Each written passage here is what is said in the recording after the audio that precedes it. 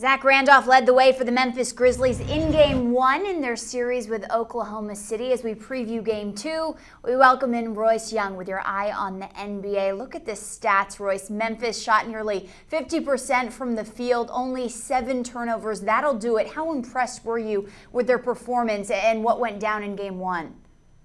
I would say that Memphis played just about as perfect a road Game 1 as you could play. I mean, like you said, they took complete care of the basketball. The turnover margin was about plus 10 in their favor. I mean, Oklahoma City turned it over 18 times, so they forced turnovers.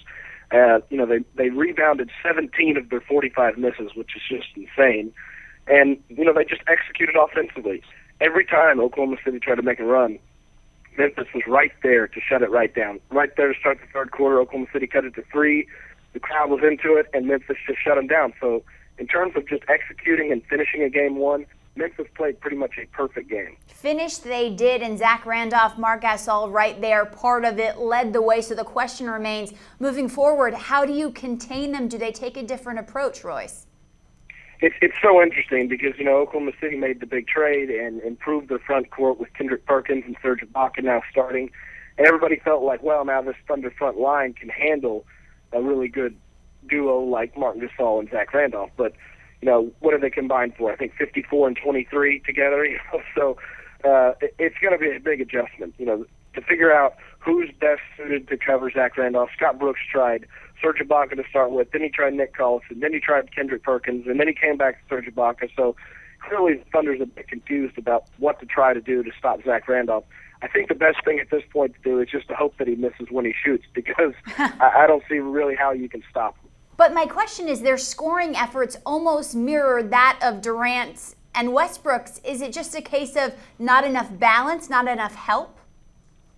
Yeah, that's a great point. I mean, Serge Ibaka was the only player that really stepped up otherwise. I mean, he had 16. Other than that, I think what the other 7 players that played combined for, 21 points for the Thunder. So they didn't get much help. The Grizzlies got some other scoring from other areas, from Tony Allen, O.J. Mayo, Mike Conley scored a little.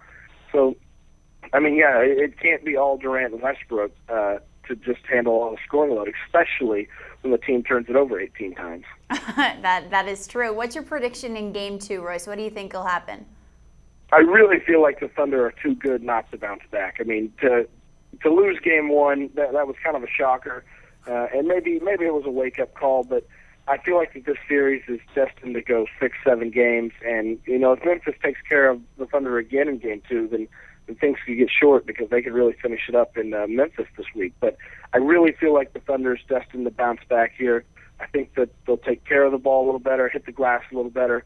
I don't know if they'll contain Zach Randolph and Marc Gasol any better, but I think that they'll be able to figure out a way to get enough stops, enough rebounds, and finish off the Grizzlies for a big win in Game 2. We will see how it all works out. All your previews for all of the NBA games right here on CBSSports.com. We'll see you real soon.